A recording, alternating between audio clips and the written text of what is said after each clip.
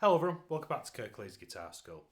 In today's electric guitar lesson, I'm going to teach you how to play I Can't Get No Satisfaction by the Rolling Stones.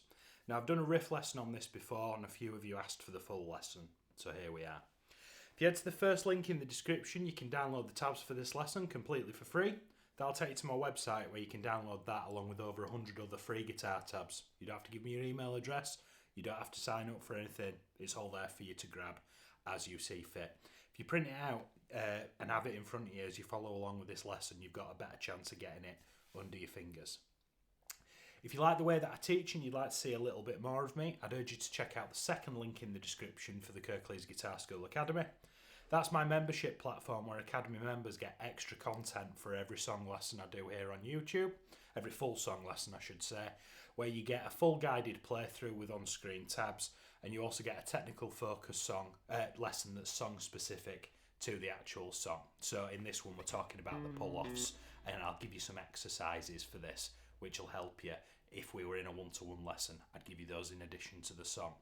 Right, enough waffling, let's get into it. So we've only got 3 chords to start with. We've got an E chord, we've got an A chord, and we've got a B7 chord.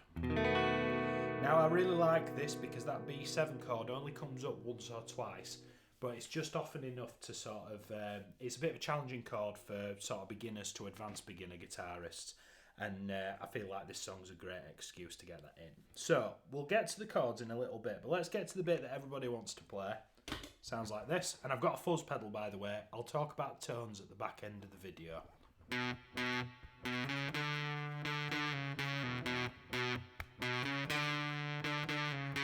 So that's what we're up against. Let me split that bar for you. Now what I'm going to do, I'm going to take my fuzz pedal off for just while I'm explaining it, and then I'll put it back on. So we're playing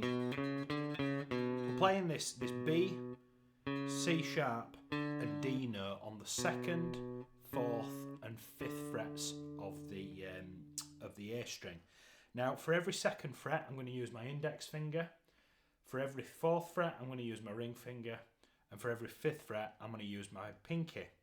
So I'm going to play this 2nd fret once, and then this funny looking 7's called a rest. What that means is I want you to play that 2nd fret, and then I'd like you to just lift your finger off ever so slightly.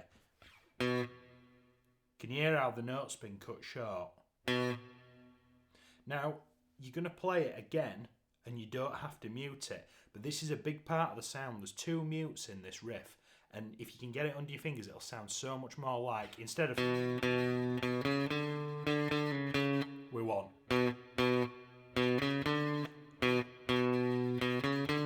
With the fuzz pedal, it becomes more apparent. So we're going to play this 2nd fret twice, with a gap in between them.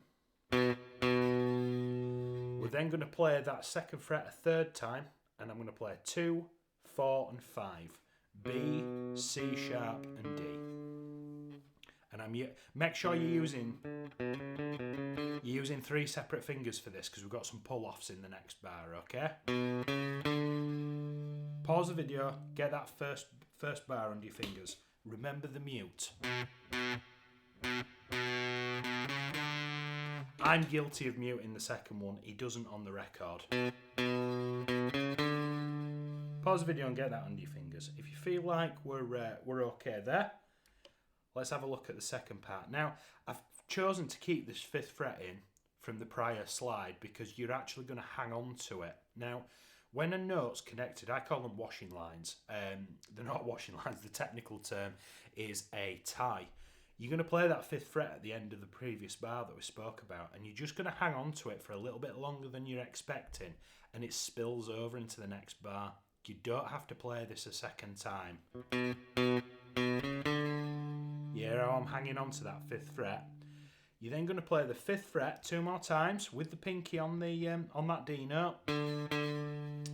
Now what I'm doing here, I've got 3 points of contact on the string, and I'm going to pick that 5th fret, and then I'm going to drag my pinky off onto the 4th, off the string, but I'm pressing the 4th fret at the same time, okay?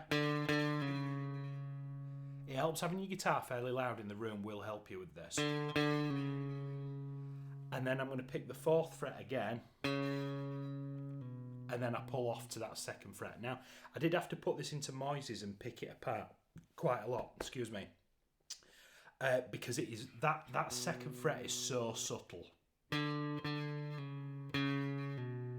Can you see how I'm only picking this note, and this note? Sorry, the 2 5s and the 2nd 4. And that's what gives it that sort of richness.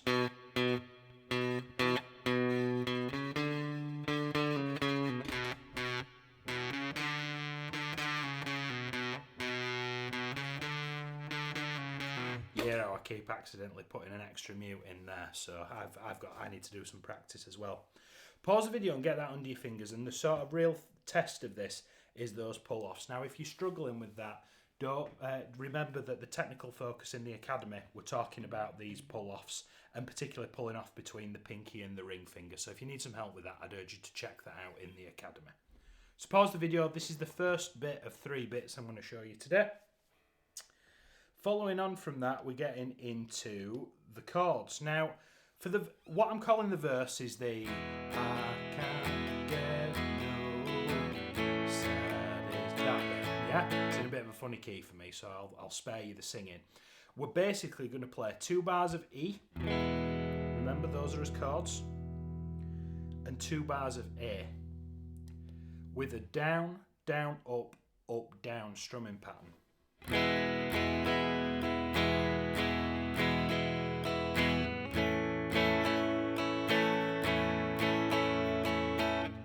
And in comparison to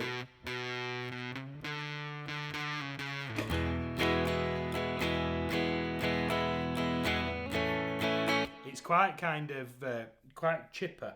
Now that's going to be repeated twice every verse. So this top line's what I've just shown you on the screen, and that's repeated twice. 2 bars of E, 2 bars of A, 2 bars of E, 2 bars of A. Now if we carry that on into the pre-chorus, which isn't labelled, but you'll know which bit I'm talking about because it's got that blasted B7 in it that's going to have a couple of years swearing at it. The strumming pattern stays the same, down, down, up, up, down. But we're going to do a bar of E, and that's and I try, and I try, and I try, and I try.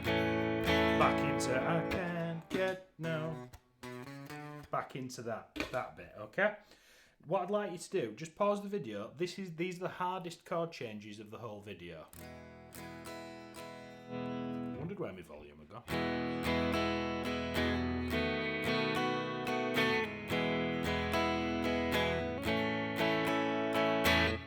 That B7 chord is sort of the real learning. Apart from the pull-offs between the pinky and the ring finger, I want you to spend quite a lot of time practicing changing between E and B7. It's really common in 12-bar blues progressions, is this stuff. Following on from that, you'll go into the chorus, which is the main riff. So the fuzz pedal goes back on.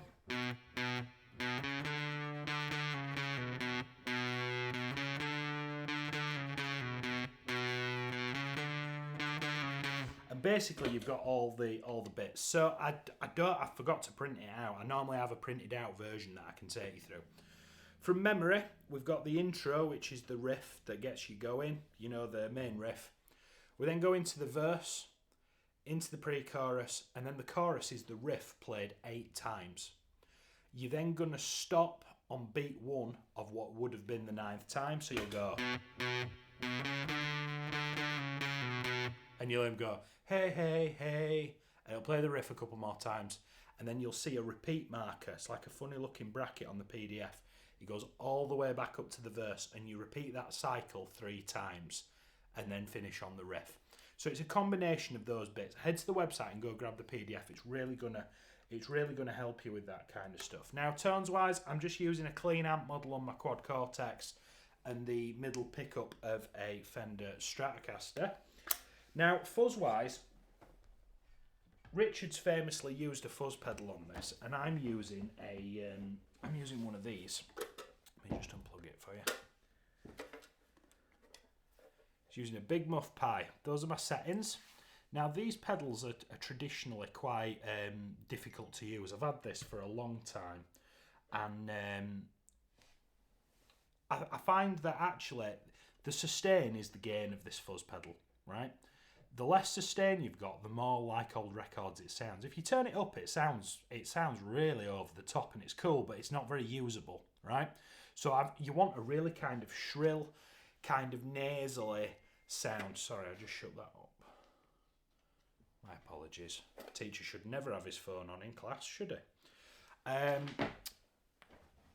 You want to have this kind of like nasal sound for it to cut through, because it was one of the first recordings. I mean, somebody correct me in the comments, but it's the first recording I ever heard with fuzz on, and it's a great excuse to have a fuzz pedal. So what I'd do is I'd have my amplifier set up clean, and then I'd have a pedal on the floor for the choruses. Now, if you're on acoustic guitar, you can't do much about it, but you can still participate, and it'll sound just fine. Or if you've got maybe you've got an amplifier with some channels, and you can use a really like heavy distortion in place of having a fuzz pedal. But I'm using the Big Muff Pi. There's 1,000,001 fuzz boxes, and they're not loads and loads of money.